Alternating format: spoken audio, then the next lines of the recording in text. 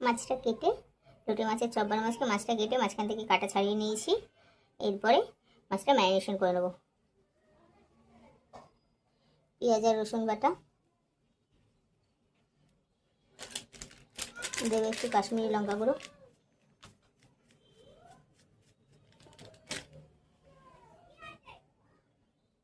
হলুদ গুঁড়ো, অল্প একটু জিরে গুঁড়ো,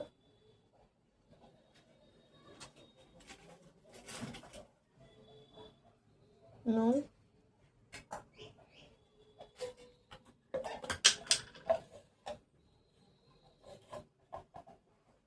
আদা গুঁড়ো,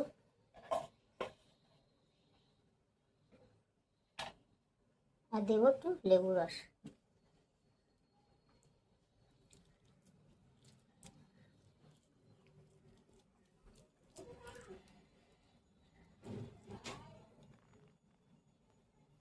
সব কিছু দিয়ে ভালো করে ম্যারিনেশন করে নেব 5 মিনিটের জন্য।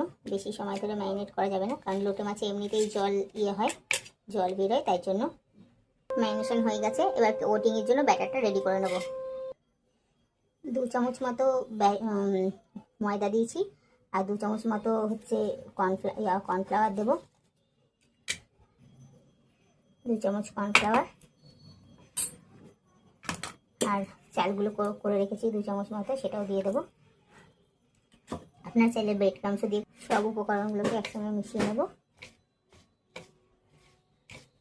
ব্রেড ক্রামস না দিয়ে এইভাবেও আপনারা তৈরি করতে পারেন। মেশানো হয়ে গেছে, এরপরে একটা ডিম ভেঙে নেব।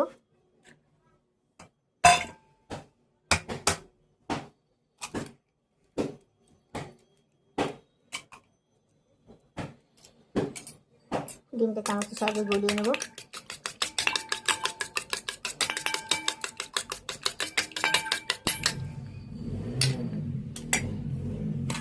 এরপরে ম্যারিনেট করা মাছগুলো শুকনো উপকরণে দিয়ে কোট করে নেব।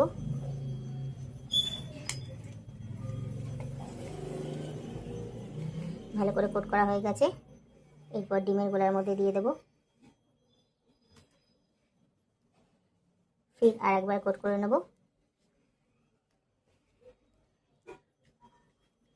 আপনারা যদি ডিম না খেতে চান তাহলে এর জায়গায় কর্নফ্লাওয়ার গুলেও কোটিংটা করতে পারেন। এইভাবে সবগুলো করে নেব। হয়ে গেছে আমাদের একটা চপ। কড়াই গরম হয়ে গেছে, এবার কড়াই তেল দিয়ে দেবো।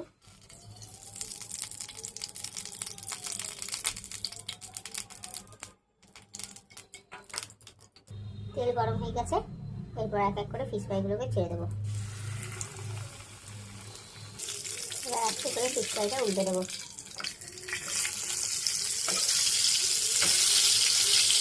এটা গোল্ডেন ব্রাউন হয়ে গেছে, এরপর এটাকে তুলে নেব।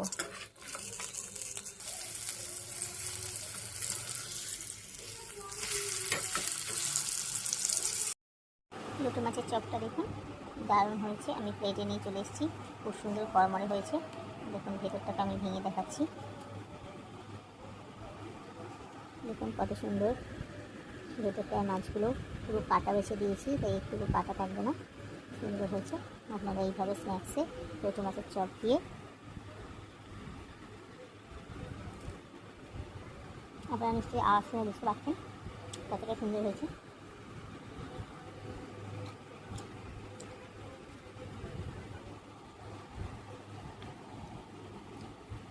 তার সাথে ব্ল্যাক